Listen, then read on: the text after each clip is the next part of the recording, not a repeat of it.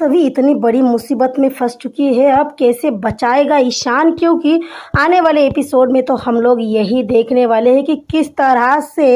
Mister भंवर पाटिल के बुने हुए जाल में फंस चुकी है सभी, जिससे अब शायद उसे ईशान ही बता सकता है। वैसे कहानी की स्टार्टिंग तो वहीं से होती है जहाँ पे स्टॉप हो चुका था, जहाँ पे ईशान बहुत ज़्यादा सोच में था कि वो कैसे रीवा से बात करे। और उसी दौरान जब उसे चेंजिंग रूम के इसमें मौका मिल जाता है तो वो ये मौका नहीं छोड़ता और वो तुरंत से रीवा को कह देता है कि आखिरकार वो ये शादी क्यों नहीं करना चाहता, कि पता नहीं कब कैसे क्यों, पर उसे अब सभी से प्यार हो चुका है और वो सभी की जगह किसी और को नहीं दे सकता। वो रीवा के साथ शादी करके उसका भरोसा और उसकी ज़िंदगी बर्बाद नहीं कर सकता और इसीलिए वो रीवा से शादी नहीं कर सकता। ईशान ने इतनी सारी बातें करने के बावजूद जब सामने से कोई रिस्पॉन्स नहीं आता, उसके बाद ईशान कहता है क्या तुम पीछे हो, क्या मैं आ सकता हूँ उधर, फिर भी रिस्पॉन्स नहीं आता और इसीलिए ईशान कहता है कि ठीक है कोई नहीं, मैं पर्दा हटाकर आ रहा हूँ। और जैसे ईशान पर्दा हटाता है, ईशान की आंखें इतनी बड़ी हो जाती है, इतनी बड़ी हो जाती है कि पूछो मत। माने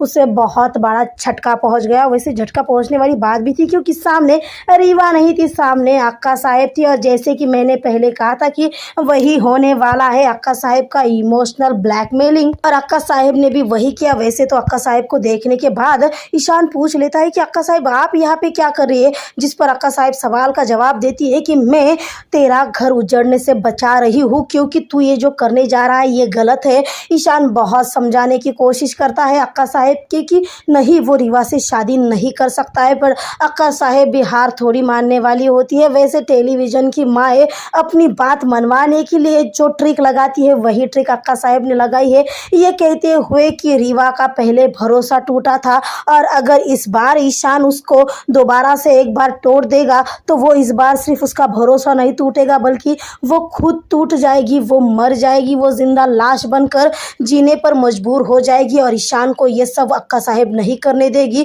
पर ईशान इतनी सारी बातें कहने के बावजूद अक्का साहेब की बात नहीं मानता। अक्का साहेब से वो सीधे से कहता है कि वो अभी जाकर सभी को सच बता देगा, रीवा को सच बता देगा। पर फिर क्या था, अक्का साहेब तुरंत से ईशान का हाथ पकड़ते हुए ईशान पर हाथ उठाने की बात करती है। जी हाँ, अक्का साहेब ने ईशान पर हाथ उठाया एक पल के लिए और वही उठाया हुआ हाथ पीछे भी ले लिया। पर अगले ही पल ईशान से हाथ जोड़कर ईशान के सामने रिक्वेस्ट की है। पर जब ईशान नहीं मान रहा था, फिर क्या था, अक्का साहेब ने तुरंत से ईशान को दे दी है अपनी कसम, ये कहते हुए अगर ईशान ने रीवा को सच्चाई बताने की कोशिश की तो अक्का साहेब का मरा हुआ मुंह देखेगा ईशान, यानी ईशान को अपने कदम पीछे ही लेने पड़े हैं। पर ईशान ने सिर्फ इस बात की कसम दी है कि वो रीवा को सच्चाई नहीं बताएगा, यानी ईशान ने अभी भी ये नहीं कहा है कि वो रीवा से शादी करेगा। यानी ये बात तो तय है कि ईशान ने ठान लिया है कि वो रीवा से शादी नहीं करेगा, फिर भले ही उसे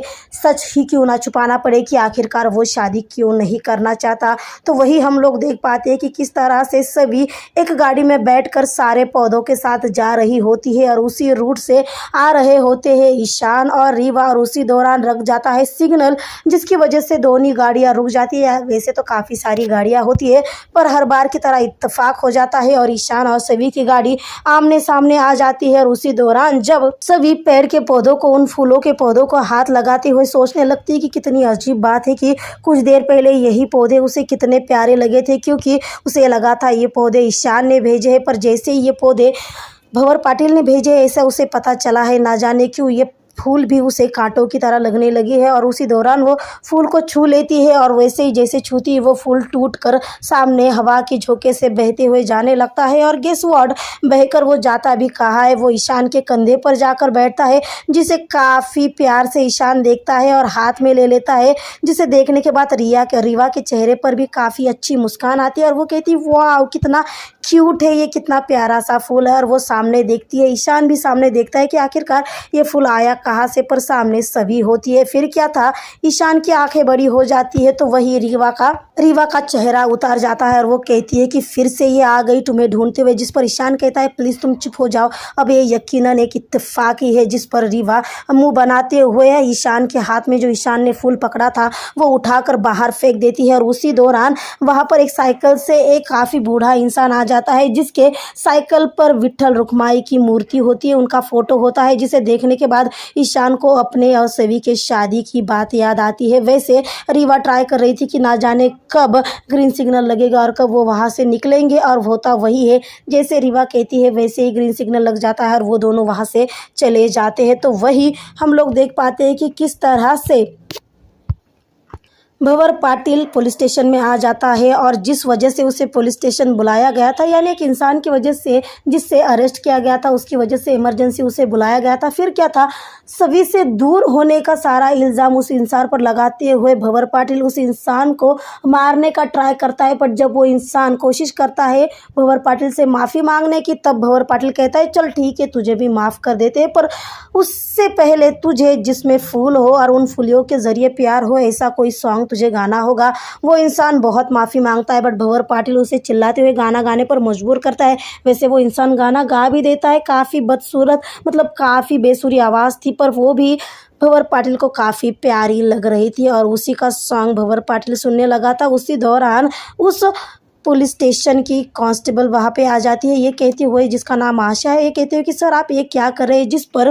भंवर पाटिल उसी को ज्ञान झाड़ने लगते हैं, ये कहते हुए कि आशा ताई तुझे कभी प्यार हुआ है, आपको कभी प्यार हुआ है, जिस पर आशा ताई का जवाब नहीं आता है। और फिर क्या था, फिर से भंवर पाटिल की बातें शुरू हो जाती है, जिसमें सभी का जिक्र था, जिसमें फूलों का जिक्र था, और उसी दौरान भंवर पाटिल कहता है जो बस ख्यालों में है वो न जाने कब असल ज़िंदगी में उसके आएंगे। और तुरंत भंवर पाटिल की नज़र सामने जाती है, जहाँ पर वो देख पाता है कि किस तरह से सभी वापस आ चुकी है। जी हाँ, सभी पुलिस स्टेशन के बाहर उसे नजर आती है। फिर क्या था, भंवर पाटिल जिस इंसान को लॉकअप से बाहर लाकर गाना गाने के लिए बोल रहा था, तुरंत से उसे अंदर भेज देता है और तुरंत से तैयार हो जाता है सभी से बात करने के लिए। सभी सामने आ जाती है और भंवर पाटिल से कहती है कि उसे भंवर पाटिल से कुछ इमरजेंसी बात करनी है, जिस पर भंवर पाटिल कहता है कि यकीनन वो तैयार है सुनने के लिए। जिस पर सभी काफ़ी और मतलब पूरी और नज़र घुमाते हुए कहती है कि उसे अकेले में बात करनी है, जिस पर यह सुनने के बाद भंवर पाटिल कहता है कि शायद फूलों ने अपना काम कर दिया है और शायद सभी अब भंवर पाटिल से अपने दिल की बात कहने वाली है। इसलिए भंवर पाटिल भी फार्म में आकर मतलब काफ़ी होश में आकर काफ़ी एटीट्यूड से कहता है कि सारे लोग अपने परिवार वाले जैसे ही है, तुम इसी के सामने जो कहना है वो कह दो। फिर सभी क्या है, सभी भी कह देती है कि ठीक है, अगर आपकी मर्ज़ी यही है तो मैं यही करती हूँ। और सभी सवाल जवाब करने लगती है, क्या आपको मेरी कोई भी हरकत ऐसी लगी जिसको आपको रॉन्ग सिग्नल मिला हो, जिस पर भंवर पाटिल कहती है कि मैं कुछ समझा नहीं। जिस पर सभी कहती है कि इस तरह से फूल लाना, इस तरह से मेरे घर पर बार बार आना, ये कोई इत्तेफाक तो नहीं हो सकता और आपको ये सब शोभा नहीं देता, और अगर आपको मेरी तरफ से कोई गलत सिग्नल मिला है तो आई एम रियली सॉरी, पर मेरे दिल में ऐसा कुछ भी नहीं है आपके लिए, और आप जो भी समझ रहे हैं उन सारी बातों के लिए मेरे पास वक्त नहीं है, क्योंकि मुझे फ़िलहाल मेरे पेपर्स क्रैक करने हैं, मुझे बस अपने पढ़ाई पर अपना पूरा फोकस लगाना है। फिर क्या था, पूरे पुलिस स्टेशन के सामने भंवर पाटिल की इंसल्ट हुई है, उसके इज्जत की धज्जियां उड़ चुकी है, और इसी बात का गुस्सा अब वो यकीनन सभी से निकालेगा, क्योंकि सभी तो अपनी बात कहकर वहां से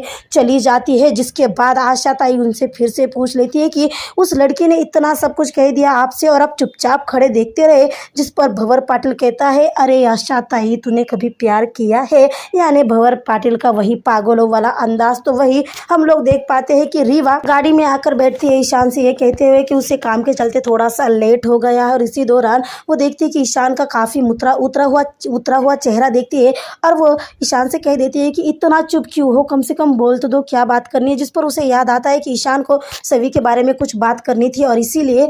रीवा दोबारा से पूछ लेती है कि अच्छा हम लोगों को रीवा के बारे में सभी के बारे में बात करनी थी, तो बोलो तुम्हें क्या कहना था सभी के बारे में। तब ईशान को आ जाती है अक्का साहब की कसम याद, और इसीलिए ईशान कहता है रीवा से कि मैं यही कहना चाह रहा था सभी के बारे में कि आगे से हम लोग सभी के बारे में कोई भी बात नहीं करेंगे। जिससे सुनने के बाद रीवा को काफ़ी ज़्यादा खुशी होती है, तभी तो वो ईशान के सीने से लग कर कहने लगती है कि ठीक है मैंने गलत समझा, आई एम रियली सॉरी, और वो ईशान के सीने से लग कर ईशान को आई लव यू कहती है, साथ ही कान पकड़कर सॉरी भी कहती है। तो वही सभी के दुकान पर इस बात पर लेकर डिस्कशन हो रहा होता है कि सभी ने काफ़ी रूडली भंवर पाटिल से बात कर दी है, कहीं उनके ईगो को ठेस पहुंची, कहीं उन्हें गुस्सा आ गया, कहीं उन्हें बुरा लगा। तो जिस पर सभी अपना एक्सप्लेनेशन देते हुए कहने लगती है कि मैंने खुद से कहा था उनसे अकेले में बात करने के लिए, बट उन्होंने ही बात सुनी नहीं और उन्होंने ही कहा सबके सामने बात करने के लिए अब इसके लिए वो क्या कर सकती है। और उसी दौरान जहाँ पर सभी को मतलब ऑर्डर था समोसे को लेकर जाने का,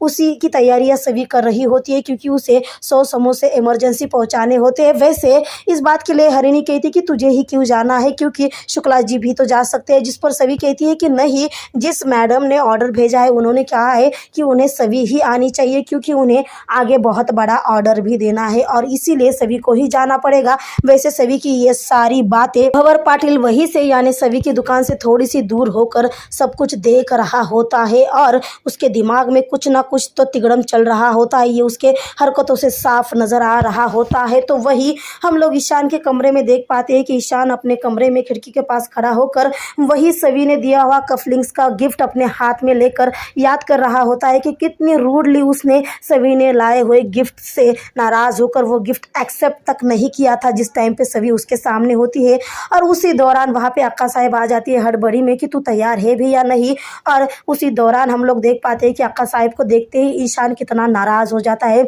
जिस पर अक्का साहब कहते हैं कि मैं जानती हूँ तू दुखी है, तू काफ़ी तकलीफ़ में है, पर सच मान मैंने तुझसे ज़्यादा दुनिया देखी है। तू रीवा से शादी करने के बाद सभी को भूल जाएगा। कहते हैं ना, जो चीज़ हर रोज़ नज़रों के सामने होती है अगर वो हर रोज़ नज़रों के सामने नहीं दिखाई दी जाएगी तो हमें धीरे धीरे हम उस चीज़ को भूल जाते हैं और इसी तरह से तू भी सभी को भूल ही जाएगा। जिस पर ईशान कहता है कि मैंने आपसे वादा किया है कि मैं रीवा से सच्चाई नहीं बताऊंगा रीवा से कि मैं सभी से प्यार करता हूँ। और चुपचाप से अक्का साहब से दूर होकर वो खिड़की के पास जाकर खड़ा हो जाता है। वैसे इन सारे कन्वर्सेशन के दौरान हम लोगों को पता चल जाता है कि ईशान कितना ज़्यादा नाराज़ है अक्का साहब से। और अक्का साहब कहते हैं कि ठीक है, तू रेडी है तो चल, क्योंकि